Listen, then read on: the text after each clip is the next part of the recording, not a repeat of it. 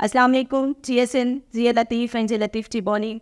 जीअं त सिंधी ॿोली जे बाइख़्तियार इदारे पारां थींदड़ मुज़ाकरनि वारे सिलसिले मां हीउ मुज़ाकिरो नंबर 7 आहे, जंहिंजो मौज़ू रखियो वियो आहे सिंधी ॿोलीअ जो दफ़्तरी इस्तेमालु। हिन मुज़ाकिरे में आयल महिमाननि खे भलीकार चऊं था। मां पंहिंजो मुख़्तसिर तारीफ़ कराईंदी हलां त मां आहियां नौशीन उॼम। नौशर फ़िरोज़ साहब मुंहिंजो तालुक़ु आहे महरान यूनिवर्सिटी पब्लिक कॉलेज में सिंधी लेक्चरर, उन सां गॾोगॾु सिंधी शोबे महफ़िल करे रही आहियां ऐं जीजल जी सिंध न्यूज़ डिजिटल चैनल ते एंकर तौरु कमु करे रही आहियां। महिमाननि जो तारीफ़ कराईंदा हलूं। साईं ताज मोहम्मद साहब, जेके ताज जो नाले सां सुञाता वञनि था, बहितरीन शाइर, समाज सुधारक, सियासतदान ऐं मौक़िक़ साईं ताज जो साहब सिंधी ॿोलीअ लाइ पाण पतोड़ियो आहे। सिंधी ॿोलीअ लाइ ख़िदमतूं सरअंजाम ॾिनल आहिनि, जीअं त पाण सिंधी लुगात बोर्ड जा प्रोजेक्ट डायरेक्टर पिणु रहिया आहिनि। शहरी मजमूओ सोचूं सरा गुल जा सजणहार आहिनि ऐं उन खां अलावा संदन ॿिया बि केतिरा ई किताब छपियल आहिनि। मौज़ूअनि ते मुख़्तलिफ़ मौज़ूअनि ते किताब संदन लिखियल आहिनि। इन इल्मी ऐं तहक़ीक़ी पौड़ीअ खां सवाइ साईं ताज साहब जो हिकु अहम कमु सिंधी अदबी सरगत सिंध जी तंज़ीमकारी आहे। साईं खे भलीकार चऊं था। उन्हनि सां गॾु गॾु अॻियां हलूं त साईं मोहम्मद डॉक्टर मांझी साहब, जेके नामियारा लेखक, अदीब ऐं मौक़िक़ प्रोफेसर डॉक्टर मोहम्मद अली मांझी साहब, जिन जी PhD जो मौज़ू सूफ़ी शाहनात ऐं संदसि सिलसिले जा शाइर आहिनि, मुख़्तलिफ़ मरहलनि मां पाण मञाईंदा हिकु अहम मुक़ाम ताईं पहुता आहिनि। साईं सिंधी लैंग्वेज अथॉरिटीअ में चेयरमैन तौरु पिणु पंहिंजूं ख़िदमतूं सरअंजाम ॾिनियूं। उन तरह डायरेक्टर जनरल कॉलेजिस ऐं ॿियनि उहिदनि ते रही साईं जिन पाण मंदिरायो आहे। न सिर्फ़ु नसर तोड़े नज़म में पिणु तब आज़माई कई अथऊं। संदन सिंधी ॿोलीअ लाइ कयल ख़िदमतूं तारीख़ जो रोशन बाब आहिनि। साईं जिन खे भलीकार। साईं ख़ालिद आज़ाद ॾांहुं हलूं त साईं ख़ालिद आज़ाद साहब, जिन जी सुञाणप ॿाराणे अदब जे मौक़िक़, कहाणीकार, ॿारनि जे रिसाले अदा साईं जा एडिटर तौरु मशहूरु आहे। ॿाराणे अदब में ख़िदमतुनि एवज़ खेस दावत अकेडमी इस्लामाबाद निशान एज़ाज़ सां गॾु सिंधी चिल्ड्रन अकेडमी खरपुर, सिंधी मालिक अदबी संगत, नटखट ग्रुप ऑफ पब्लिकेशन, माहवार साथी रोशन Duniya Balak Sangat, human development association Malir, students and writers forum Karachi, mono public English high school Hyderabad, Piral Kambar Adabi Sangat Shahdad Kot federal Urdu university Karachi ऐं ॿियनि इदारनि खां मनता एवार्ड मिली चुका आहिनि। संदन केतिरा ई किताब छपियल आहिनि। उन सां गॾु साईं ख़ालिद जो अहम कमु पंहिंजे साथी ख़ान मोहम्मद जरवार सां गॾु अंग्रेज़ी सिंधी दफ़्तरी लुगत खे तरतीब ॾियणु पिणु आहे। साईं खे भलीकार चऊं था। अचो त हाणे अक्सर मक़सदु सिंधी ॿोलीअ जो दफ़्तरी इस्तेमालु, सिंधी ॿोलीअ जी प्रचार, सिंधी ॿोलीअ लाइ के अहम ॻाल्हियूं गुफ़्तगू कजे। छो त सहजे सूर सवायो मूर न मटिजे माउ, सिंधीअ वारो साउ ॿोलण में ॿियो थी। सवालनि जी तरफ़ हलूं था त सभिनी खां पहिरियां पंहिंजे महिमान साईं ताज साहब सां सवालु कंदासीं त ॿोलीअ खे दफ़्तरी तौरु इस्तेमालु करण में साईं कहिड़ो बिगाड़ थिए थो? जीअं त ग्रामर तौरु वाहिद जमा ज़मीर जो ख़ैर गैर आहे, या उन में ॿिए क़िस्म जी तब्दीली थिए थी, या उन जो कहिड़ो बिगाड़ तौरु उन जो कीअं थियो आहे? पहिरीं ॻाल्हि त आउं सिंधी लैंग्वेज अथॉरिटीअ जे इंतिज़ाम खे मुबारकबाद ॾियां थो, जिन सिंधी ॿोलीअ जे हवाले सां सिंधी ॿोली ख़तरा, अंदेशा, अॻु भरायूं ऐं इन क़िस्म जा हिकिड़ा सिलसिला शुरू कया आहिनि। ऐं अॼु सिंधी ॿोलीअ जे दफ़्तरी इस्तेमाल जे हवाले सां त सिंधी लैंग्वेज अथॉरिटीअ जे बुनियादी मक़सदनि में हिकिड़ो अहम मक़सदु इहो आहे त दफ़्तरनि में सिंधी ॿोलीअ खे कीअं इस्तेमालु कयो वञे ऐं उन जे इस्तेमाल खे कीअं यकीनी बनायो वञे। इन ॾिस में जॾहिं डॉक्टर फमीदा हुसैन चेयरपर्सन हुई ऐं सेक्रेटरी हुउसि, त उन वक़्तु असांजे दोस्त ख़ालिद आज़ाद ऐं ख़ान मोहम्मद जरवार खे हिकिड़ी असाइनमेंट ॾिनी वई हुई सिंधी दफ़्तरी लुग़त जी। ऐं उन सिलसिले में मुख़्तलिफ़ कमु सिंध टेक्स्ट बुक बोर्ड हिकिड़ो बुनियादी कमु कयो हो, जेको ग़ुलाम मुस्तफ़ा शाह जे वक़्त में। त हिकिड़ो त असां उन वक़्त में उहो हिकिड़ो नंढड़ी दफ़्तरी लुग़त मौजूदु हुई। उनखां पोइ नेशनल लैंग्वेज अथॉरिटी इस्लामाबाद जी अदबी इस्तिलाहनि जी हिकिड़ी लुग़त तयारु कराई वई। कराची यूनिवर्सिटीअ में बि दफ़्तरी लुग़त जो कमु जेको उन्हनि जो अदगीदो थियल हो, उहो बि असां उतां घुरायो हो। ऐं उनखां पोइ इदारे में सतार बलोच जी उर्दू सिंधी लुग़त ऐं ॿियो अब्दुल रशीद मेमण जी सिंधी अंग्रेज़ी लुग़त, डॉक्टर बलोच जी जामे सिंधी लुग़ात ऐं ॿियूं जेके लुग़तूं हुयूं, उन्हनि में जेके दफ़्तरी इस्तेमाल जा लफ़्ज़ आहे उहे कंडे हिननि दोस्तनि अंदाज़न 1000 पेज खां मथे घणा पेज 800 पेजनि ते मुश्तमिल दफ़्तरी लुग़त तयारु कई। सिंधी ॿोली अंग्रेज़नि जे ज़माने खां वठी जीअं ई सरकारी ज़बान थी त मुख़्तलिफ़ इदारनि में जंहिंमें रेवेन्यू अची थो वञे, तइलीम अची थी वञे, पुलिस अची थो वञे ऐं ॿिया इदारा, उन्हनि में सिंधीअ जो दफ़्तरी इस्तेमालु थियो। हाणे हिन वक़्त जी ज़रूरत इहा आहे त असांखे पंहिंजी ॿोलीअ खे जो दफ़्तरी इस्तेमाल खे वधाइजे। माज़ीअ में Sindhi Adabi board, Sindh university, Sindhi language authority, Sindh textbook board, इन्हनि इदारनि जो दफ़्तरी इस्तेमालु सिंधीअ में थींदो हो। अॻिते हली सिंध यूनिवर्सिटीअ मां उहा शइ ख़तमु कई वई आहे, जेका आउं सम्झां थो तमामु ग़लति थियो आहे।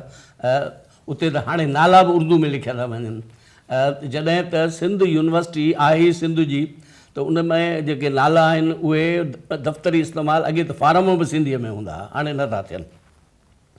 त सिंधी लैंग्वेज अथॉरिटीअ जो फ़र्ज़ु इहो आहे त उहा इन्हनि समूरनि इदारनि खे लिखे, उहे सरकारी हुजनि या गैर सरकारी।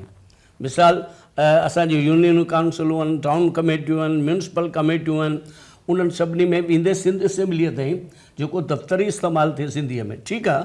ॿियनि सूबनि सां या ॿियनि मुल्कनि सां लिख पढ़ थिए थी अंग्रेज़ीअ में, उर्दू में, भले थियणु खपे, पर जीअं त सिंध जी सरकारी ज़ुबान आहे, तंहिं करे हिते उनजो दफ़्तरी इस्तेमालु थिए। पर असां वटि छा आहे, हाणे उन में हिकिड़ो मसइलो थिए थो, हिकिड़ा अहिड़ा लफ़्ज़ आहिनि जेके अंग्रेज़ीअ मां अचनि था, मसलन नोटिस आहे या मसलन नोटिफिकेशन आहे, आर्डर आहे, त इन्हनि जा मुतबादिल लफ़्ज़ असां वटि मौजूदु आहिनि, नाहिनि त वरी पोइ उहे असांखे अंग्रेज़ीअ मां खयां वञनि। मिसाल उर्दूअ वारा दफ़्तरनि जा नाला ख़ासि करे अरबी ऐं फ़ारसी मां खणनि था, जेके असांजे मिज़ाज सां नथा ठहनि। उन जी जॻह ते असां कोशिशि कई आहे त अंग्रेज़ीअ जा जेके आसान, मिसाल चेयरमैन आहे, सेक्रेटरी आहे, हाणे इहे बजाए इन जे नाज़िम, मुंतज़िम, आला या इन क़िस्म जा लफ़्ज़ इस्तेमालु कजनि था, उनखां बहितर इहो आहे। मिसाल स्कूल आहे या ॿिया के लफ़्ज़ आहिनि, उहे असां वटि आहिनि। हाणे ॿिया कुझु लफ़्ज़ मिसाल जीअं रिकमेंडेशन आहे, उन लाइ सिफ़ारिश आहे, असप्शन आहे, त उन लाइ मंज़ूरी आहे, त ईअं सिंधीअ में असां कोशिशि कयूं त मुतबादिल लफ़्ज़ थियनि। पर हाणे छा थो थिए त असांखे जहिड़े दफ़्तरी कमु उन में नोट लिखणो थो पए, सेक्रेटरी नोट लिखंदो, अकाउंट ऑफिसर नोट लिखे थो, सेक्रेटरी लिखे थो, पोइ चेयरमैन लिखे थो। हाणे उहे नोट जेके आहिनि ईअं ॿियनि इदारनि में थियनि था, उन्हनि नोटनि में ॿोलीअ जो इस्तेमालु सही थियणु खपे। पर असां वटि छा आहे, उर्दू, फ़ारसी ऐं उनजे असर जे करे पोइ असां उन में ग़लतियूं कयूं था। जीअं तव्हां ॿुधायो त ग्रामर जूं ग़लतियूं, मसलन वाक़ियो लफ़्ज़ लिखिजे ऐं उनजो जेकॾहिं मिसाल वाक़ियनि लिखिबो त जमा थींदो, पर असीं जेकॾहिं वाक़ियात लिखंदासीं, मिसाल जज़्बो आहे उनजो जज़्बात उर्दूअ में या अरबी में या पारसीअ में थींदो, सिंधीअ में जज़्बा थींदो।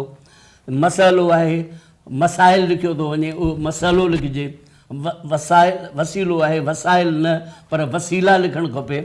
मिसाल खेसि चइजे थो, या त लिखंदा त हुनखे चइजे थो, इहो ग़लति आहे, खेसि लिखे, वरी चवंदा खेसि खे, बाबा खेसि जॾहिं आहे त माना हुनखे, हुनजी माना थी वई। इहो जेको आहे त इहो सही इस्तेमालु। मुज़कर मोनस, मिसाल किताब आहे, हाणे उहो असां वटि मुज़कर आहे, उर्दूअ में मोनस आहे, त उर्दूअ जे असर अछी किताब लिखी था वञूं।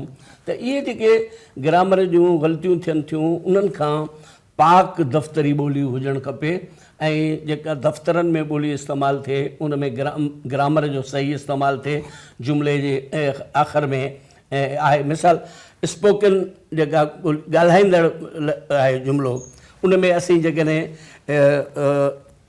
फ़ैल विच में बि कमु आणे वियासीं त हली वेंदो, पर लिखत में जेॾी महिल ईंदो त फ़ैल आख़िर में ईंदो। त इहा जेका जोड़जक आहे उहा बहितर हुजणु खपे। नोट जेके हुजनि उहे बहितर लिखिजनि। ऐं मिसाल रिकमेंडेशन आहे या इन क़िस्म जा ॿिया लफ़्ज़ आहिनि, उन्हनि जा मुतबादिल असां वटि सिंधी लफ़्ज़ जेकॾहिं आहिनि त उहे इस्तेमालु कजनि, न त आलिम वेही उहे लफ़्ज़ घड़ीनि, त उहे नवां लफ़्ज़ मुतारिफ़ कनि। जीअं शाइर ॿोली तख़लीक़ कंदो आहे, तीअं दफ़्तरनि जे इस्तेमाल लाइ असांजा मुहक़िक़ आलिम ॿोली घड़े सघनि था। पर उन में जेको ग्रामर जो ग़लति इस्तेमालु आहे, वाहिद जम जो ग़लति इस्तेमालु आहे, मुज़क्कर मोनस जो ग़लति इस्तेमालु आहे, या जिन्सुनि जो ग़लति इस्तेमालु आहे। ॿाहिरियनि ॿोलियुनि मां जेके लफ़्ज़ असीं वठूं था उहे असांजे मिसाल शन लफ़्ज़ आहे, स्टेशन आहे, सेपरेशन आहे, त इहे शन वारा लफ़्ज़ सवाइ हिकु बि मुस्तस्ना करे सघिजो थो, बाक़ी सभु मोनस आहिनि। इन लाइ असां वटि क़ाइदो आहे। या ॿियनि ॿोलियुनि मिसाल कॉलेज लफ़्ज़ असीं था वठूं त उहो असां वटि मुज़क्कर आहे, जॾहिं त उर्दू में कॉलेज उनखे मोनस करे इस्तेमालु कयो थो वञे। अहिड़े नमूने सां गिलास लफ़्ज़ आहे। त मतिलबु असां जेके लफ़्ज़ इस्तेमालु कयूं उहे पंहिंजे ॿोलीअ जे मिज़ाज वटां इस्तेमालु कयूं, ऐं दफ़्तरनि में जॾहिं उनजो इस्तेमालु थिए त उहो सही हुजे। उहो जॾहिं नोट हिकिड़ो पढ़े त ॿियो उनखे सही नमूने सम्झे। ईअं न थिए त ओट पटांग असीं लिखूं ऐं अॻिलो उन ॿोलीअ खे सम्झी न सघे। ऐं माना दफ़्तर में ॿोलीअ जो इस्तेमालु माना आसान इस्तेमालु। त असांजो जेको क्लर्क आहे उनखे बि उहा ॼाण खपे, उन लाइ तरबियत हुजणु खपे। ऐं सिंधी लैंग्वेज अथाड़ी हिकिड़ो अहिड़ो इदारो आहे जो क्लर्कनि जी तरबियत करे सघे थो, जेके लिखण वारा आहिनि उन्हनि जी तरबियत करे सघे थो।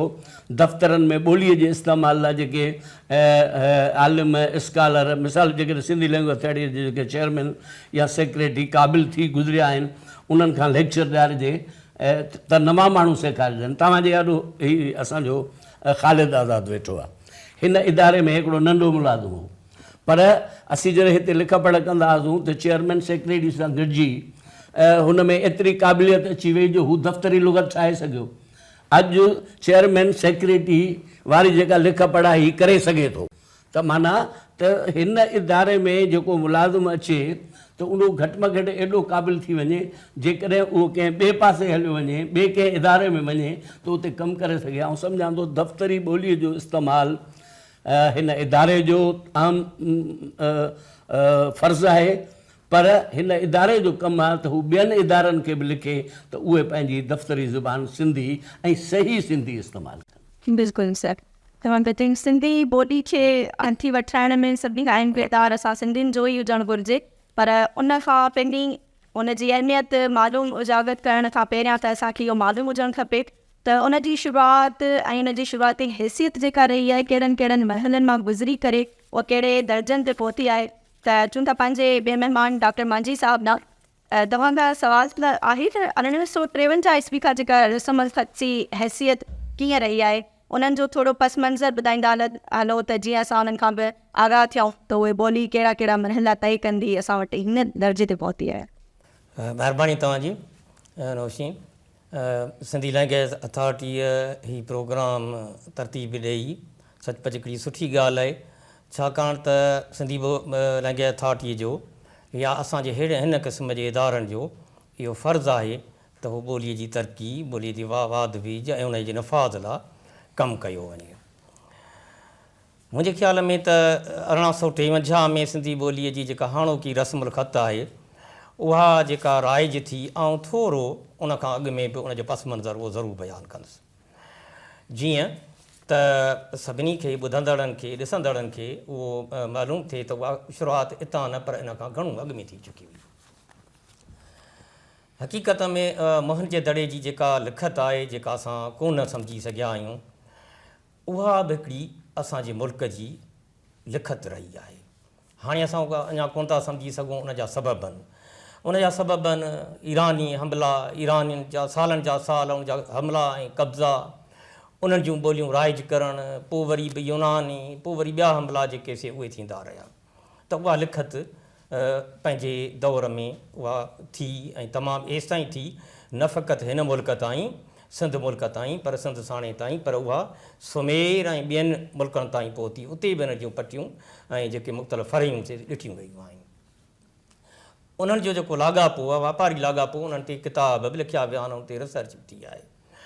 तंहिंखां पोइ जेको सो असांखे मिले थो त पोइ वरी मुख़्तलिफ़ लिपियूं जेके से लिखतूं उहे रहियूं आहिनि, पर हमले आवरनि सदाईं पंहिंजी ॿोली जेका सा दफ़्तरी ॿोली उहा करण जी कोशिशि कई आहे। उहे ईरानी हुजनि, उहे अरब हुजनि, उहे पाली ॿोली ॻाल्हाईंदड़ हुजनि, उहा का ॿी ब्रह्मी ॿोली ॻाल्हाईंदड़ या का ॿी ॿोली ॻाल्हाईंदड़ हुजनि, त उन्हनि जेके से उहे पंहिंजी ॿोली उहा बि कई आहे, पंहिंजी लिखत मुतारफ़ कराई आहे। तंहिंजे करे असांजी ॿोलियुनि खे ॿोली ऐं उनजी लिखत खे मुख़्तलिफ़ वक़्तनि ते छियो रसंदो रहियो आहे। पर सिंध जो माण्हू तॾहिं बि तोड़े जो दफ़्तर में उहा उन्हनि धारियुनि जी ॿोली लिखबी रही, ॻाल्हाए बि रही, वक़्तु हो वक़्त सां उहे ॻाल्हाईंदा रहिया। पर सिंधी माण्हू तॾहिं बि पंहिंजे हिसाब सां सिंधी अलॻि अलॻि उहा पंहिंजी जेका सा लिखत उहा बि ॻाल्हाईंदो बि रहियो ऐं लिखंदो बि सिंधीअ में रहियो। भले खणी उनजी कहिड़ी बि लिखत हुजे, भले खणी उनजी ब्रह्मी या पाली या का अरबी या का फ़ारसी उहा लिखत हुजे, पर सिंधी ॿोली लिखंदो रहियो, उहा हलंदी रही एसि ताईं जो ईअं बि आहे त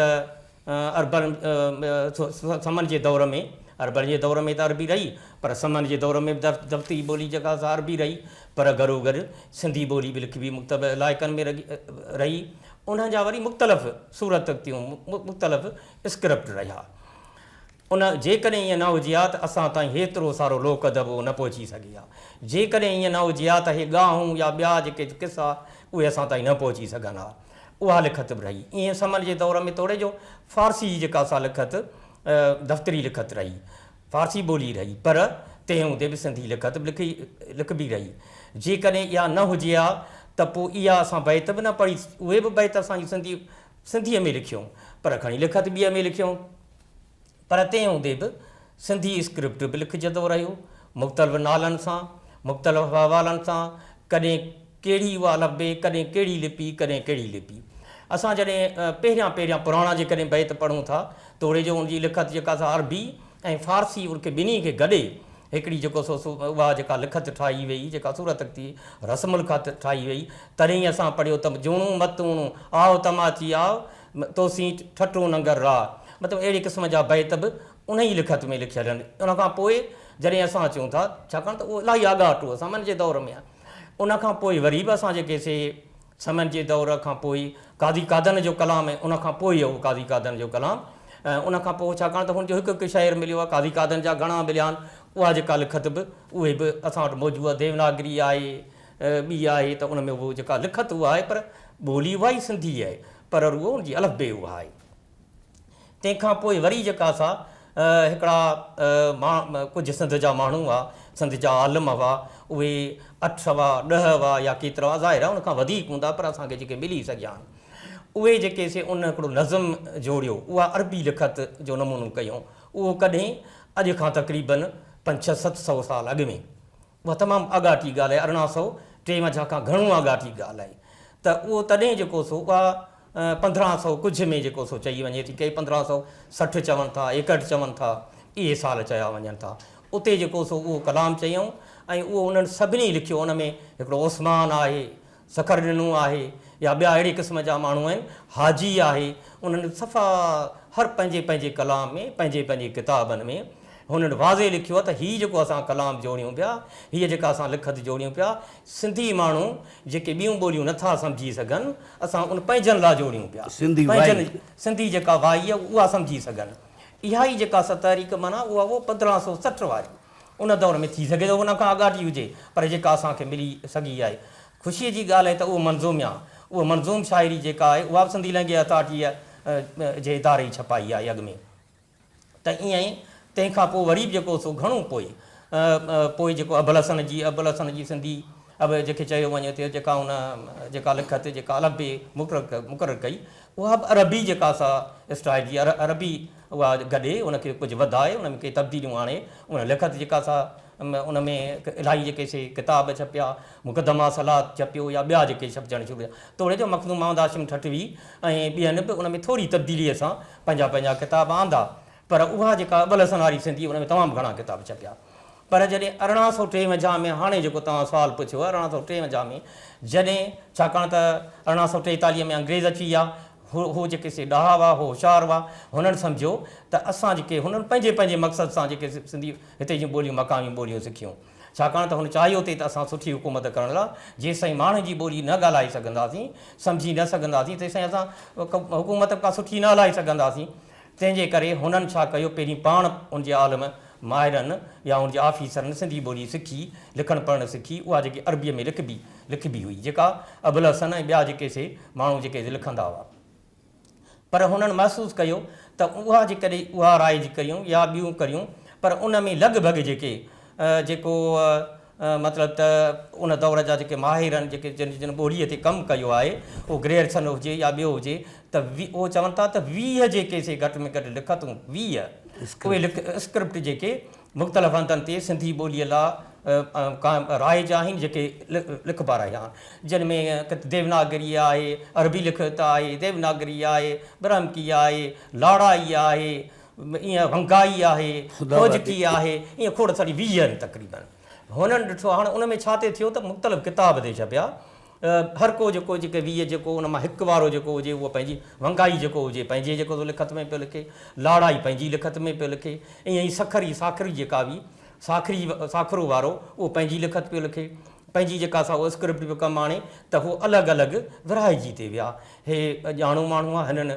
महसूसु कयो त सिंधी ॿोली न फ़क़ति सिंध क़दीम आहे पर सिंधी ॿोली बि क़दीम आहे उन वटि तमामु लफ़्ज़नि जो घणो ज़ख़ीरो आहे ॿोलीअ जो ज़ख़ीरो आहे तमामु घणो इल्मी ऐं अदबी ज़ख़ीरो आहे शाइरी तमामु घणी आहे तंहिंजे करे हुनजे लाइ हिकु का उहा लिखत मुक़ररु कई वञे तंहिंजे करे उहे 20 लिखतूं जेकॾहिं हूंदियूं त उहो त सभई किताब बि ईअं विरायल हूंदा सभई इलाइक़े जा अलॻि अलॻि हूंदा हुननि उहा जेका अबुल हसन सिंधी या ॿियूं जेके बि हुयूं स्क्रिप्ट हुआ जेके रस्मुल ख़त हुयूं उनखे नज़र में रखी हीअ जेका मौजूदु रस्मुल ख़त आहे उहा 1853 में इहा जेका असां मुक़ररु कई ऐं उन में माहिर विहारियूं न फ़क़ति पाण न पर 8 माहिर जेके विहारियूं जिन में 4 सिंधी मुस्लमान 4 सिंधी हिंदू हुआ उन्हनि गॾियल जेको सो महिनत करे ऐं 2 जेके से उन में यूरोपियन हुआ उन्हनि बि कमु कयो उन्हनि जा तोड़े जो उन मां हिकु माण्हू जो त रायो बि हो त ख़ुदा वधीक कजे पर जेको गॾियल रायो आयो उनखे उन तस्लीम कयो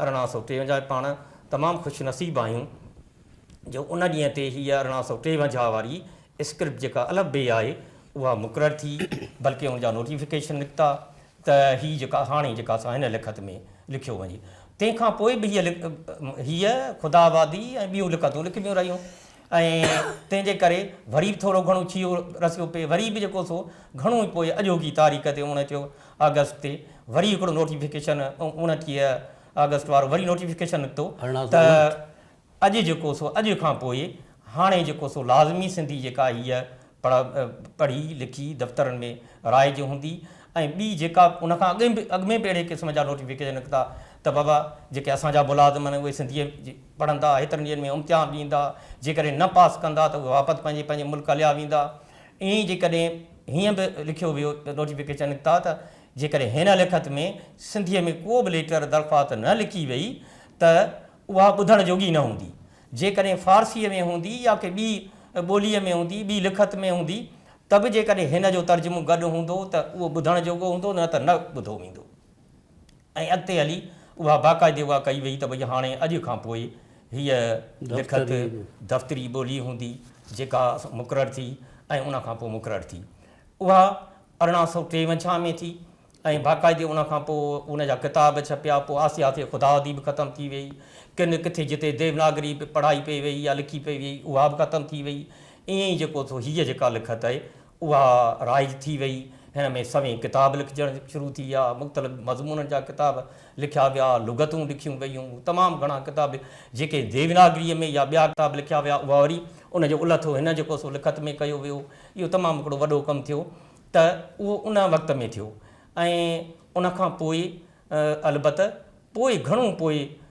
सिंधी ॿोलीअ जी उन स्क्रिप्ट या उनजो निफ़ाज़ जेको उनजे जेको दफ़्तरी ॿोली हुई उनखे नुक़सानु थियो पर पहिरीं उन्हनि जेको कयो उहो लाज़मी कयो हर पुराणा जेकॾहिं असां रिकॉर्ड ॾिसूं था जेकॾहिं उहे अंग्रेज़ीअ में आहिनि त उनजो सिंधीअ में रिकॉर्ड मौजूदु आहे जेकॾहिं सिंधी अंग्रेज़ी स्कूलनि में अंग्रेज़ी पढ़ाई वेंदी हुई त उते सिंधी पढ़ाई वेंदी उर्दू पढ़ाई वेंदी कंहिं बि ॿोलीअ सां का बि जेका साड़ या उन सां को असदु कोन्हे पर ॻाल्हि इहा आहे त हिन ॾेह जी जेका ॿोली आहे हिन सिंध जी जेका ॿोली आहे उहा जेका 1853 में जेका लिखत राइज थी असीं चऊं ख़ुशनसीब आहियूं जंहिंमें सवें बल्कि हज़ारें किताब लखें किताब शाया थी चुका आहियूं ऐं लखें करोड़े माण्हू हुन में पढ़नि था इहा असांजे लाइ ख़ुशनसीबी आहे हाणे असां ते छॾियल आहे त असां पंहिंजी ॿोली पंहिंजे हीअ जेका लिखत आहे उनखे कहिड़ी हैसियत ॾियारियूं था। 1853 में, 1856 में, 1859 में, इन सालनि में जेके नोटिफिकेशन निकिता घटि में घटि उहा त असां हैसियत पंहिंजी लिखत ऐं ॿोलीअ खे ॾियारियूं, त बि इहा वॾी ॻाल्हि आहे। हालांकि हाणे त वधीक तरक़ी थियणु घुरिजे, इलाही अॻिते जेको मंज़िलूं तइ थियणु घुरिजनि, पर असां उनखां बि ॼण त पोइ ते धिकिया आहियूं, अॻिते कोन वधिया आहियूं। बिल्कुलु सर, तमामु बहितरीनु। सिंधी ॿोलीअ सां गॾोगॾु अगरि असां सिंधीअ जी मुशाबत किन ॿिनि ॿोलियुनि सां बि करायूं त इन सिलसिले में साईं ख़ालिद आज़ाद खां सवाल कंदासीं त सिंध खां अगरि ॿाहिरि ॾिसजे, ॿियनि मुल्कनि में ॾिसजे त उन्हनि पंहिंजी ॿोलीअ खे हथी वठाइण लाइ कहिड़ा क़दम खयां आहिनि ऐं कहिड़ियूं तजवीज़ूं वरितियूं आहिनि, कहिड़ियूं कोशिशूं कयूं आहिनि जो उन्हनि जी ॿोली कंहिं अहिड़े अहम दर्जे ते पहुची चुकी आहे? जी रोशिन, तव्हां जेको तव्हांजे सुवाल जे जवाबु ॾियण खां थोरो पहिरीं कुझु शयूं वाज़े कंदुसि त दफ़्तरी इस्तेमालु या दफ़्तरी ॿोली जो जेको इस्तलाह या फ़ुक़रो असां इस्तेमालु कंदा आहियूं उन जा ॿ पासा आहिनि। हिकिड़ो त रोज़मर्रा जी लिख पढ़ जेका आहे इदारनि में, खातनि में, उहा दाख़िली लिख पढ़ हुजे या वरी ख़ारिजी जीअं ॿाहिरि को लेटर मोकिलिजे थो त उहा सिंधी में हुजे, हिकिड़ी त इहा ॻाल्हि आहे। ॿियो इहो आहे त मुख़्तलिफ़ शोबा, मुख़्तलिफ़ खाता आहिनि, मुख़्तलिफ़ डिसिप्लिन आहिनि, मुख़्तलिफ़ डिपार्टमेंट आहिनि, उन्हनि जा इस्तलाह जेके आहिनि, साइंसी इस्तलाह, समाजी इस्तलाह, उन्हनि जो आया असां वटि छा सिंधी में उनजो को मुतबादिल या को तर्जुमो या का नेमुल बदल का शइ आहे या नाहे त उनजे लाइ छा करणु घुरिजे। ताज साहिब जी ॻाल्हि कई त अंग्रेज़ आया त अचण सां उन्हनि एडुकेशन में, तइलीम खाते में, आबपाशी खाते में, रेवेन्यू में, पुलिस में केतिरा ई इस्तलाह उहे मुतारिफ़ कराया, केतिरनि ई इस्तलाहनि जो तर्जुमो थियो या घड़िया विया, क्वाइन कया विया, त उहे इस्तलाह पोइ उते कमु आया। ईअं ई पोइ अॻिते हली इहो सिलसिलो पोइ छाकाणि त पोइ वरी 1947 खां पोइ या पाकिस्तान ठहण खां पोइ सिंधी ॿोली जी जेका हैसियत आहे उहा बदिलबी रही आहे, त पोइ को ख़ासि इन पासे तवजह का ध्यानु ॾिनो वियो त मुख़्तलिफ़ शोबनि ऐं मुख़्तलिफ़ खातनि जा इस्तलाह आहिनि त उन्हनि खे तर्जुमो कयो वञे या उन्हनि जी नई सिर का शिकल ॾिनी वञे की घड़िया वञनि या जीअं जो तीअं उन्हनि खे इस्तेमालु, बल्कि घणे भाङे असां वटि जीअं जो तीअं ॿियनि ॿोलियुनि जा इस्तलाह, उहे साइंसी इस्तलाह त यकीननि अंग्रेज़ी खां, स्पेनिश खां ऐं ॿियनि ॿोलियुनि खां आया। त हाणे तव्हांजे सुवाल ते जेकॾहिं अचिजे त उन्हनि पंहिंजे ॿियूं जेके वॾियूं वॾियूं ॿोलियूं आहिनि दुनिया में, अंग्रेज़ी सां गॾु स्पेनिश आहे, जर्मन आहे, फ्रेंच आहे, जैपनीज़ आहे, चाइनीज़ आहे, इवन अरेबिक आहे, अरबी आहे, हिंदी आहे, वॾी ॿोली थी वई आहे।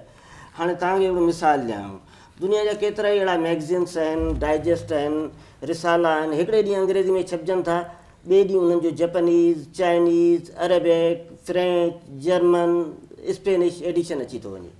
टाइम मैगज़ीन आहे, नेशनल जियोग्राफिक आहे, नेचर आहे, साइंटिफिक अमेरिकन आहे, रीडर आहे, केतिरा ई अहिड़ा डाइजेस्ट, मैगज़ीन, अख़बारूं ऐं इवन फिल्मूं बॉलीवुड जूं, हॉलीवुड जूं अंग्रेज़ी में थियूं अचनि त ॿिए ॾींहुं उन्हनि जा अरेबिक वर्जन डबिंग थी, चाइनीज़ वर्जन, उन्हनि जा फ्रेंच वर्जन, उन्हनि जा जर्मन वर्जन अची था वञनि। उहो छा आहे त उन्हनि जे ॿोलियुनि में उहो समूरो इल्मु मुंतक़िल थियलु आहे, उहे समूरा इस्तलाह उन्हनि वटि मौजूदु आहिनि साइंसी, जैपनीज़ में मौजूदु आहिनि, चाइनीज़ में उहे समूरनि शोबनि जा।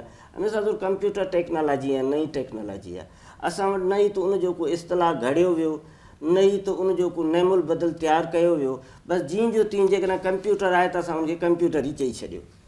ॾिसो, दुनिया में को बि लफ़्ज़ एडॉप्ट करण जो या पंहिंजाइण जा उसूल आहिनि। हिकिड़ो त या त जीअं जो तीअं, मिसाल तौरु चवनि था त अंग्रेज़ी मां रोज़ानो 5000 इस्तलाह निकिरी ॿियनि ॿोलियुनि में घिड़ी था वञनि, छाकाणि त उहा प्रोडक्ट जी ॿोली आहे, उहो प्रोडक्ट ॾिए थी ॿोली त उहो नालो बि पंहिंजो था रखनि। हाणे उहे जेके इस्तलाह ॿियनि ॿोलियुनि में अचनि था, जेॾीमहिल जीअं असांजी सिंधी ॿोली में पाकिस्तान जे ॿियनि ॿोलियुनि में अचनि था, त हाणे उहे ॿोलियूं उन्हनि खे या त सिधी तरह एडॉप्ट कनि थियूं या वरी थोरी घणी उन में तब्दीली करे पोइ एडॉप्ट कनि थियूं या वरी बिल्कुलु नओं लफ़्ज़ घड़ीनि थियूं। हाणे हिकिड़ो मिसाल जीअं टेलीविज़न आहे, टेलीविज़न अंग्रेज़ी ॿोली या ॿियनि ॿोलियुनि खां आयो त अरबनि उनखे तिलफ़िज़ियून करे थोरी तब्दीली करे मुरविज करे छॾियो।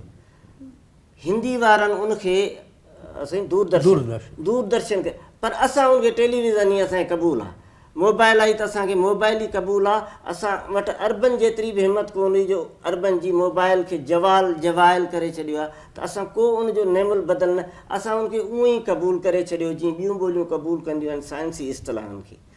त इहे वॾियूं ॿोलियूं आहिनि जीअं तव्हांजे सुवाल जे पस मंज़र में ॿुधायां। अंग्रेज़ी खां पोइ स्पेनिश आहे, जर्मन आहे, फ्रेंच आहे, या हेॾा एशिया जूं असांजूं जैपनीज़, चाइनीज़, अरबी, हिंदी, इवन उर्दू बि वॾियूं ॿोलियूं आहिनि। सिंधी बि हाणे उनमें सथ में ज़रूरु शामिलु आहे, छाकाणि त उन जा हिकिड़ा पासा त कवर थियल आहिनि इंफॉर्मेशन टेक्नोलॉजी वारा ॿिया टिया, पर हीउ जेको इल्मु आहे सॼी दुनिया जो उहो ट्रांसफॉर्म असांजी ॿोली में थिए, उहे सभु साइंसी ऐं इल्मी इस्तिलाह असांजी ॿोली में थियनि। इहा असांखे नंढड़ी कोशिशि कई दफ़्तरी लुगत वारी, जंहिंमें पोइ असां कोशिशि कई त ज़राअत जा बि, एंथ्रापोलॉजी जा बि, जोग्राफी जा बि, सोशल डेवलपमेंट सेक्टर जा बि इस्तिलाह असां उनमें शामिलु कया। सो तव्हांजे सुवाल जो जवाबु मुख़्तसरनि या मजमूई तौर ते गॾियल इहो आहे त ॿोलियूं जेसि ताईं मुख़्तलिफ़ इल्मनि खे, मुख़्तलिफ़ इल्मनि जे इस्तिलाहनि खे पाण में ट्रांसफॉर्म न कंदियूं, तर्जुमो न कंदियूं, या नवां इस्तिलाह कोन घड़ींदियूं, तेसि ताईं ॿोलियूं तरक़ी नथियूं करे सघनि। बिल्कुलु तमामु बहितरीनु। बिल्कुलु ॿोली खे जेसि ताईं असां ॿोली ते ॻाल्हाईंदासीं न, सम्झंदासीं न, या हिन क़िस्म जूं कोशिशूं न वठंदासीं ॿोली जे बारे में तजवीज़ूं कोशिशूं, तेसि ताईं नामुमकिन आहे त असां ॿोली खे हथी वठाए सघूं था। त साईं ताज जो हिसाब सां हिकिड़ो ॿियो सवालु कंदासीं त हर कंहिं माण्हू खे, हर कंहिं शख़्स खे पंहिंजे पंहिंजे हिसे जो कमु करिणो आहे। जेसि ताईं उहे पंहिंजे पंहिंजे हिसे जो कमु सरअंजाम नथा ॾियनि त शायदि मुमकिन न आहे त उहे कंहिं ॿिए खे उन ॻाल्हि ते हावी करे सघनि त तव्हां बि इन क़दम ते हलो ऐं इन राह ते हली करे इन बारे में कमु कयो। त असां ॼाणणु चाहींदासीं त साईं ताजसर साहिबु तमामु घणो वक़्तु ॾिनो आहे सिंधी लैंग्वेज अथॉरिटी खे, त साईं तव्हांजे दौर में या तव्हां उन वक़्त में कहिड़ा कहिड़ा क़दम खयां ॿोली लाइ, या ॿोली में जेको अॻमी बिगाड़ मौजूदु हो उनखे बहितर बणाइण लाइ कहिड़ियूं कोशिशूं वरितियूं, कहिड़ा कमु कया? मां इन खे बि ऐं कुझु इन खां ॿाहिरि बि ॻाल्हाईंदुसि। बिल्कुलु हिकिड़ो त दफ़्तरी जेको असां शुरू कयो, पर इनखे अञा वधाइणु खपंदो हो।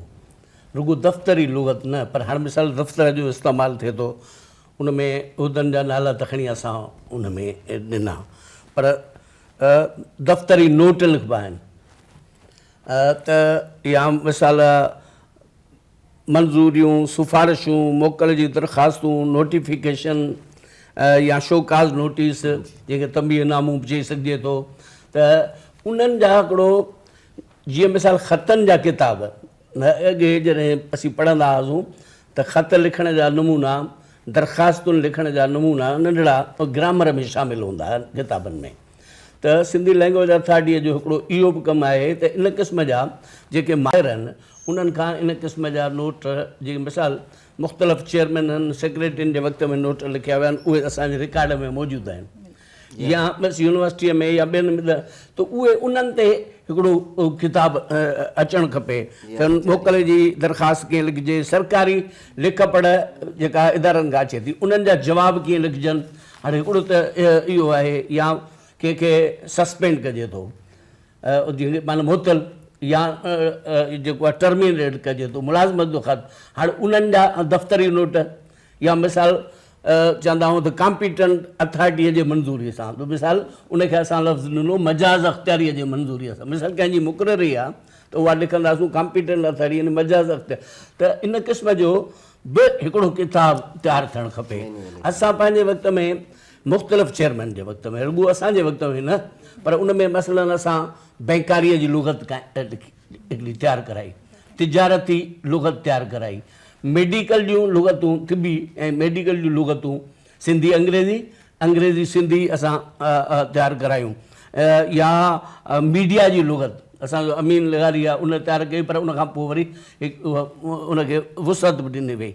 ईअं हारपे जी लुगत असां ठाही, पर रवेणी जी लुगत में बि असां बाने खान खां 200-250 लफ़्ज़ घुराया हुआ, पर उहे हेठि मथे थी विया। ऐं सम्झंदो रवेन्यू जा जेके पुराणा रिटायर्ड माण्हू आहिनि, मिसाल भॾे वारी ज़मीन, उन लाइ भॾा लैंड लफ़्ज़ आहे, भॾा सिंधीअ जो, लैंड अंग्रेज़ीअ जो, त तव्हां रेवेन्यू में वेंदो त अजीब क़िस्म जा लफ़्ज़ मौजूदु आहिनि जेके अॼु ॾींहं ते इस्तेमालु थियनि था। रेवेन्यू जा सॼा सिंधीअ में अॼु ॾींहं ते उहे इस्तेमालु थियनि था। पुलिस जे FIR में जेके लफ़्ज़ आहिनि, मिसाल पुलिस खाते में इस्तेमालु थींदड़ लफ़्ज़ या इस्तेमालु इन जी हिकिड़ी लुग़त अचणु खपे, ईअं वापारी लुग़त अचणु खपे। जीअं असां मिसाल नसीर एजाज़ खां ऐं कमर शहबाज़ खां असां कमर्शियल लुग़त ठाराइण जी कोशिशि कई, जेका मां सम्झो कोन अची सघी। या मिसाल माशियात जी लुग़त अचणु खपे, कंप्यूटर जे इस्तेमाल जी लुग़त खपे। ऐं सम्झो कंप्यूटर ते असांजे लैंग्वेज अथॉरिटी हिकिड़ो शबीर कुमार जो तमामु सुठो किताबु छपायो आहे कंप्यूटर जी। मिसाल हिकिड़ा लफ़्ज़ अहिड़ा आहिनि जेके तव्हां तर्जुमो कंदव त खिल जोॻा थी वेंदा। मिसाल एस्ट्रे, हाणे उन लाइ असां रख वटी इस्तेमालु कयो या दूर ॿोलणो इन लाइ टेलीफोन लाइ इस्तेमालु कयो, पर जेकॾहिं असां उहे शयूं ईजाद न कयूं आहिनि त ॿाहिरां मुनासिबु लफ़्ज़ वठणु को ख़राबु ॻाल्हि कान्हे। ॿोलियूं लफ़्ज़ उधारा वठ, अंग्रेज़ी सॼी जेका लेटिन मां वरितलु आहे, उनजी वॾो हिसो जेको आहे से लेटिन मां वरितलु आहे, त इहो एब कोन्हे। मिसाल संबोसो लफ़्ज़ या समोसो लफ़्ज़ हाणे अंग्रेज़ीअ में उहो समोसो इस्तेमालु थी वियो आहे, माना हुननि उहो एडॉप्ट करे छॾियो आहे, पाण वटि इस्तेमालु कयो आहे। त इहे नवां लफ़्ज़, मिसाल दूरदर्शन, आकाशवाणी, आकाशवाणी माना रेडियो, दूरदर्शन माना टेलीविज़न, हुननि छाकाणि त हू आज़ादु मुल्क आहे उन लफ़्ज़ क्वाइन कया, पर ग़ालिब लफ़्ज़ वरी बि रेडियो रहियो, ग़ालिब लफ़्ज़ वरी बि टेलीविज़न रहियो, छो त उहा हिंदुस्तान जी ईजाद न हुई, उहा जिन मुल्कनि जी ईजाद हुई, यानी ॿार जो नालो माउ या पीउ रखंदो आहे, त जेका शइ जेको ठाहे थो नालो रखे थो कोश। मिसाल नेशनल लफ़्ज़ आहे, अर्बन उहो लफ़्ज़ वरितो नाशोनाल करे छॾियो, उनजो उचार तब्दील थोरी थी वियो, पर उहा इन करे चवंदा त असां जॾहिं ॿियनि ॿोलियुनि जा लफ़्ज़ पंहिंजी ॿोली में आणियूं था त उनखे पंहिंजे मिज़ाज मूजिबि आणियो। मिसाल अंग्रेज़ीअ में क्लास जो जमा थींदो क्लासिस, पर असां जॾहिं सिंधीअ में आंदो त क्लास, क्लास, कॉलेज, कॉलेज, असां पंहिंजे मिज़ाज मूजिबि उहे लफ़्ज़। दफ़्तर, मिसाल ऑफिस, ऑफिस, त असां मोनिस इस्तेमालु करे उनखे ऑफिसूं कयूं। मिसाल दफ़्तर उर्दू मां वरितोसीं, अरबीअ मां वरितोसीं त दफ़्तर करे छॾियोसीं। त ॿोलियूं पंहिंजे मिज़ाज मूजिबि लफ़्ज़ वठंदियूं आहिनि। ऐं सम्झा त लैंग्वेज अथॉरिटीअ 10-15 लुग़तूं जेके तयारु कयूं आहिनि, इहे इन ई सिलसिले जी हिकिड़ी कड़ी आहे। ऐं सम्झा तंहिंखां पोइ शाइर आहिनि असांजा, क्लासिक शाइर, क्लासिक शाइरनि जी लुग़त शाह लतीफ़ चेयर क़ाइमु कई। असां शेख अयाज़ जी लुग़त हाणे असांजे फयाज़ लतीफ़ तयारु कई आहे जेका अथॉरिटी, या ॿी इस्तिलाहनि जी लुग़त, अदबी इस्तिलाहनि जी लुग़त असांजो मुख़्तियार मलाह तयारु कई जेका सिंधी लैंग्वेज अथॉरिटी शाए कई। त इन लैंग्वेज अथॉरिटी ही लुग़त ऐं इंसाइक्लोपीडिया जेके कामूस वग़ैरह चइजे थो, इहो हिकिड़ो मुस्तक़िल ऐं असांजो अमल बि हुजणु खपे ऐं इन ते मुस्तक़िल कमु थियणु खपे। लैंग्वेज अथॉरिटी जी जेका मौजूदा क़यादत आहे उहा अहिड़ा मां तमामु धंधेवार लुग़त, मिसाल हारपे जी लुग़त मोहम्मद साले शाह जी त असां छपी। मिसाल वाढो, लोहर, काशीगर, हा झंडिया वारो, हाणे इहे जेके कारीगरनि जा तव्हां कल्चर डिपार्टमेंट हिकिड़ो हुनरनि ते किताबु छपियो आहे। हाणे उहो उन्हनि में जेके लफ़्ज़ आहिनि उन्हनि खे कढी तव्हां धार कंदा वञो, हिकिड़े मुलाज़िम खे इहा ड्यूटी ॾिनी वञे त बाबा फलाणनि लुग़त में जेके वाढनि सां वाबस्ता लफ़्ज़ आहिनि उहे तूं धार कर, ॿिए खे ॾिजे बाबा लोहरनि वारा लफ़्ज़ धार कर, त 50% त असांजे जेके लुग़तुनि में लफ़्ज़ आहिनि उहे असांखे मिली वेंदा। पोइ वरी उन्हनि जेके हुनरनि जा माहिर आहिनि उन्हनि खे हिते घुराइजे ऐं उन्हनि सां गुफ़्तगू कजे। ऐं त उन्हनि वटि जेके लफ़्ज़, मिसाल कुंभरनि जी लुग़त, त कुंभरनि जे कम ते असांजे मोहम्मद हुसैन काशिफ जो हिकिड़ो नंढिड़ो किताबु सिंधी लैंग्वेज असांजे इंस्टीट्यूट ऑफ सिंधालय छपे, उन में कुंभरनि सां वाबस्ता। हाणे मसल असांजो अदीब आहे, शाइर बि आहे, माना कहाणीकार बि आहे हफ़ीज़ कुंभर, त बाबा हू कुंभर बि रहियो आहे ऐं अदब सां बि उनजो वास्तो आहे। बाबा इन क़िस्म जा जेके हाजी कुंभर आहे, असांजो हफ़ीज़ कुंभर आहे, इहे ॿोलीअ जा ॼाणूं। ॿ वरी जेके असुल कुंभर आहिनि उन्हनि खे विहारिजे त हीअ ॿोलीअ खे सम्झंदा, उहे गॾिजी वेही उहे लफ़्ज़ गॾु कनि। इहे वाढा आहिनि, इहे मुहाणा आहिनि। मिसाल मच्छियूं, डॉक्टर बलोच उन लाइ अलाए किथे किथे वियो, मिठे जूं मच्छियूं, खारे जूं मच्छियूं, उन्हनि ते हिकिड़ो किताब नंढा नंढा आंदा। त मुहाणनि जी लुग़त, मुहाणनि जी यानी दरियाई लुग़त, इन ते असां जे उहा बि सिंधी लैंग्वेज अथाड़ी छपराई आहे। ऐं असांजो जेको मोहम्मद नवाज़ रुकणाई हो, उन छाकाणि त उहो मास्तर बि हो, उहो मलाह बि हो, उनजो दरिया सां वास्तो बि हो, शाइर बि हो, तंहिं करे हुन उहा लुग़त ठाहे वरिती। त इहे धंधे वारियूं लुग़तूं असीं इश्तिहार ॾींदासीं कोन मिलंदो, पर असां पहिरीं माण्हू सिलेक्ट कयूं।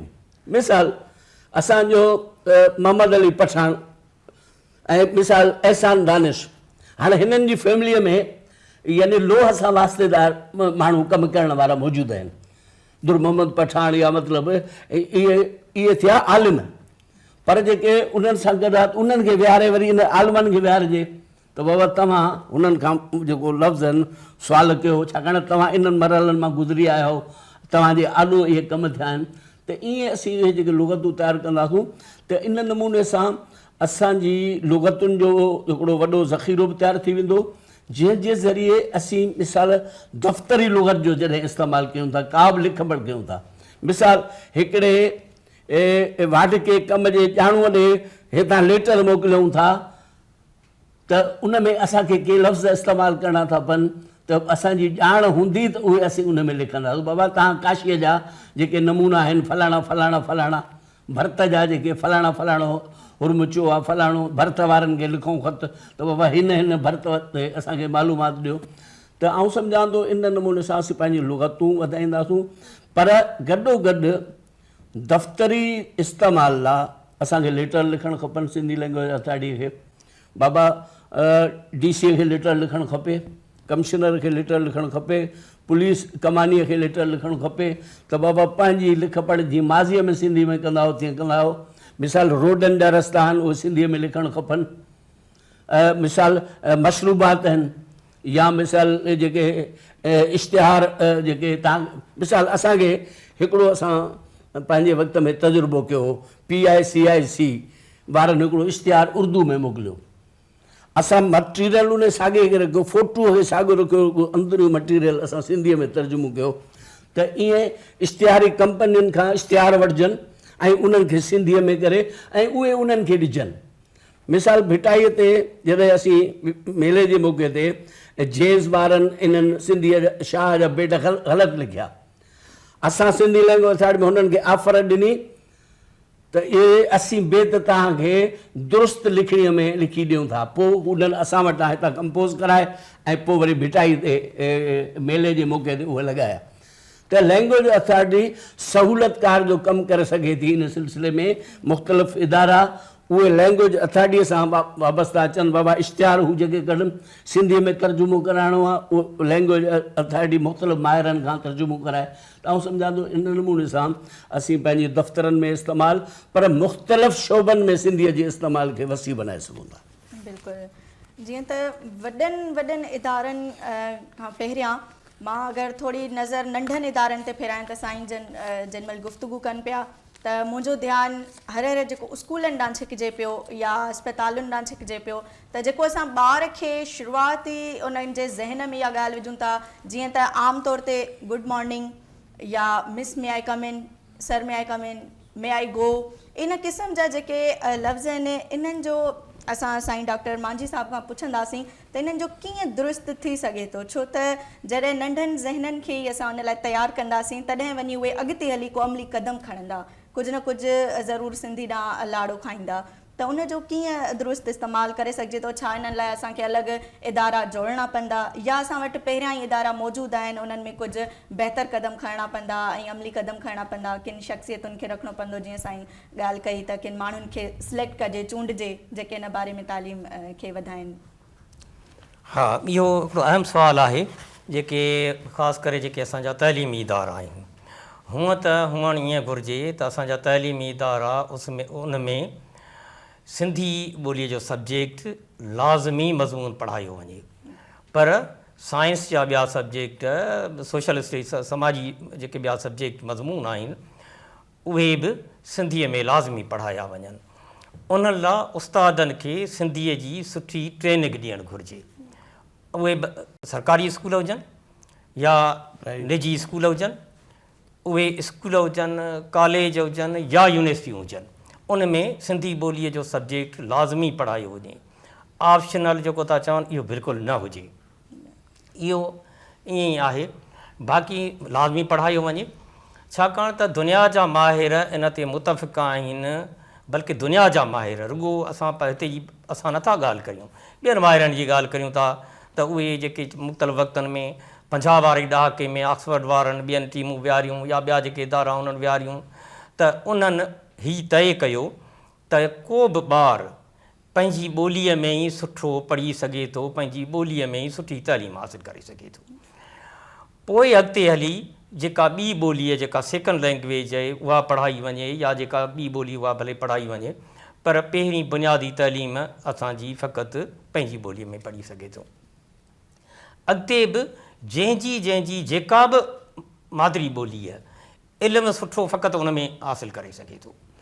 इहो असांखे न फ़क़ति ओसि ताईं, पर इहो असांजी बल्कि गवर्नमेंट जेका आहे उनखे इहो जेको सो उहे नोटिफिकेशन जारी करणा पवंदा त असांजे तइलीमी इदारनि में उहे सरकारी या गैर सरकारी उन में पाबंद उनखे कयो वञे त इहा तइलीम सिंधीअ जी तइलीम ॾिनी वञे ऐं उन लाइ ट्रेनिंगूं ॾिनियूं वञनि। दफ़्तरनि में जेके बि सरकारी दफ़्तर आहिनि, सिंध गवर्नमेंट जा जेके बि दफ़्तर आहिनि, उहे सरकारी उन सां गॾु लाॻापियल जेके निजी या जेके से सेमी गवर्नमेंट वारा जेके से नीम गवर्नमेंट जेके से आहिनि इदारा आहिनि, उन्हनि में बि सिंधी ॿोलीअ जो इस्तेमालु लाज़मी कयो वञे। ऐं जीअं अंग्रेज़नि पंहिंजे पंहिंजे दौर में जेके नोटिफिकेशन कढिया, जेके ऑर्डर जारी कया, ईअं ई हुअणु घुरिजे।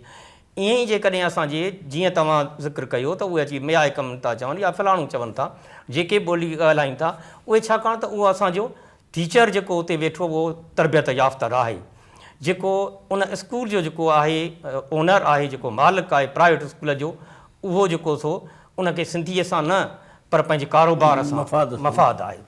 उहो सिंधी ॿोली पंहिंजी मादिरी ॿोलीअ सां उनखे कुझु बि न आहे, उनखे ॿिनि पैसनि जो कमु आहे।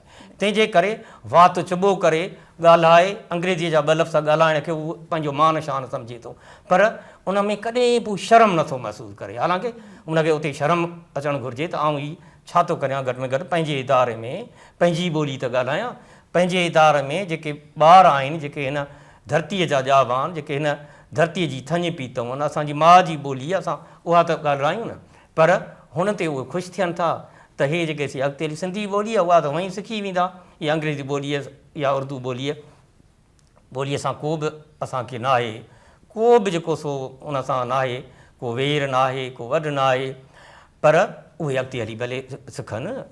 उर्दू ॿोली असांजी पंहिंजी ॿोली आहे, उहा जेका राब्ते जी ॿोली आहे उहा रहणु घुरिजे, अंग्रेज़ी ॿोली आहे उहा रहणु घुरिजे, पर घटि में घटि असांजे सिंध में जेके बि इदारा आहिनि, ख़ासि करे तइलीमी इदारा, उन में उहा सिंधी ॿोली लाज़मी हुजे।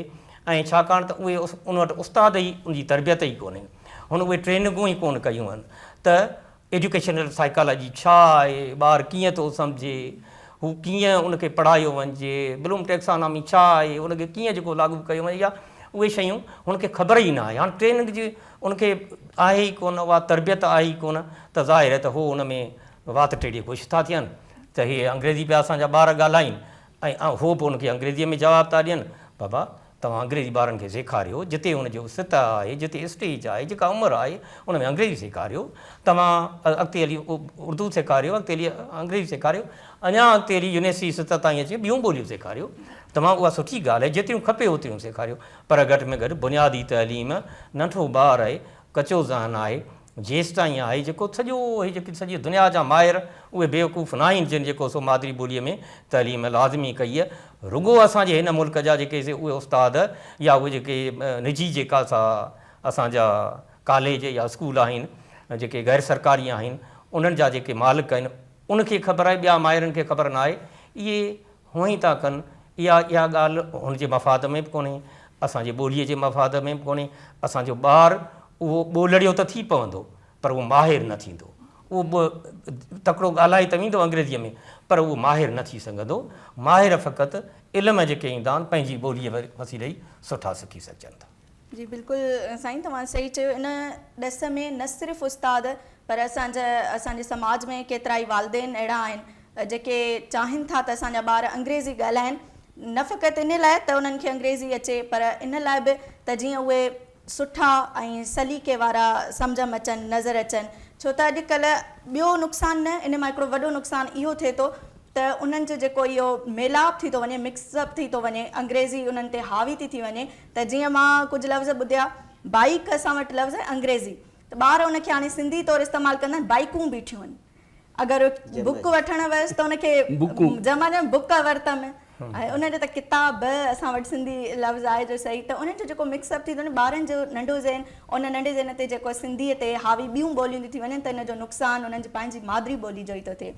अचो त अॻियां सवाल साईं ख़ालिद आज़ाद सां कंदासीं त असांखे इन ॾस में कहिड़ियूं कोशिशूं वठणु घुरिजनि जो असांजी ॿोली कंहिं अहिड़े दर्जे यानी की दफ़्तरी, तालीमी या सरकारी ॿोली जी सतह ते बीही सघे, त उन लाइ असांखे कहिड़ियूं कोशिशूं वठणु घुरिजनि ऐं असांखे उन मां कहिड़ो फ़ाइदो थींदो, ऐं जेकॾहिं असां इहे इन क़िस्म जूं कोशिशूं न बि वठूं त असांखे इन मां कहिड़ो नुक़सानु आहे।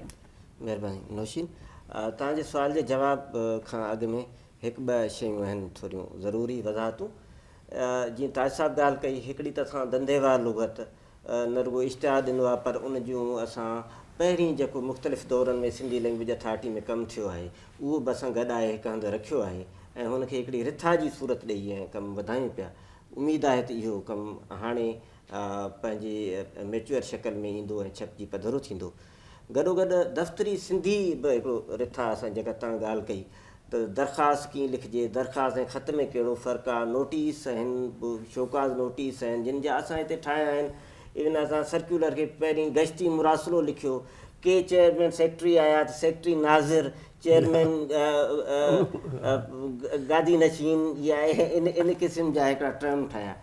ख़ैर उन सां गॾु ही जेके दफ़्तरी इस्तलाह आहिनि उन में असां जी तंबीहनामो तव्हां पाण हिते असांजी रहनुमाई कई त हिकिड़े शोकाज़ नोटिस खे ऐं वार्निंग खे ऐं आम जेके नोटिस चिताओ या इन क़िस्म जा असां उहे बि असां इस्तलाह हिते तयारु कया आहिनि। हिकिड़ो किताबु तयारु थिए पियो थो जंहिंमें दरख़्वास्त कीअं लिखिजे, ख़त कीअं लिखिजे, नोट कीअं लिखिजे, समरी कीअं लिखिजे, त उहो सिंधी में हुनजो जीअं मिनट्स राइटिंग कार्रवाई हिकिड़ी इजलास जी गॾिजाणी जी।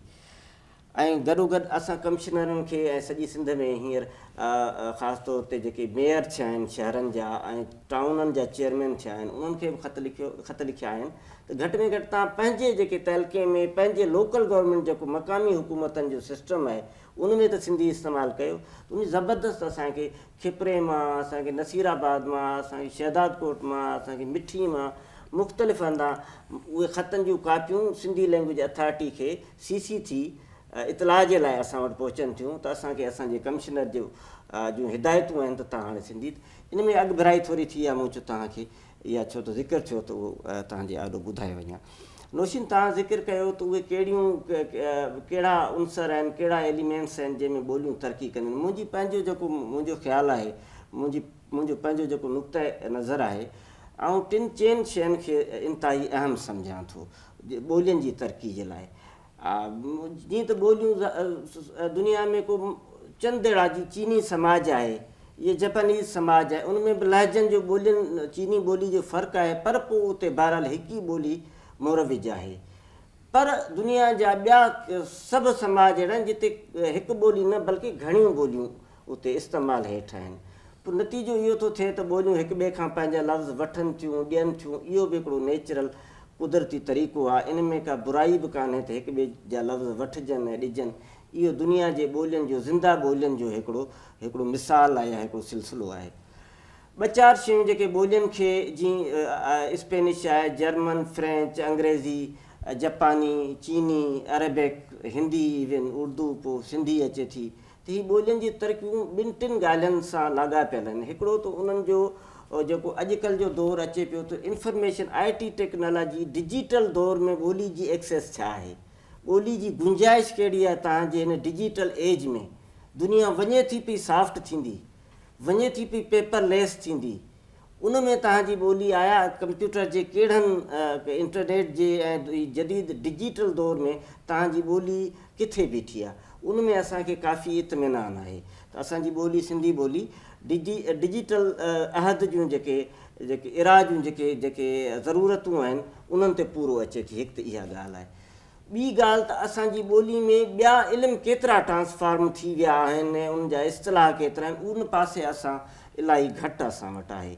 सिंध यूनिवर्सिटी में केतिरा शोबा आहिनि जिते पढ़ाया वञनि था, को बि किताब उन्हनि शोबनि जो सवाइ लैंग्वेजिस जे ॿियनि में सिंधी में न पढ़ायो वेंदो हूंदो। जियोग्राफी जो को किताब कोन हूंदो, मुआशियात जो को किताब कोन हूंदो,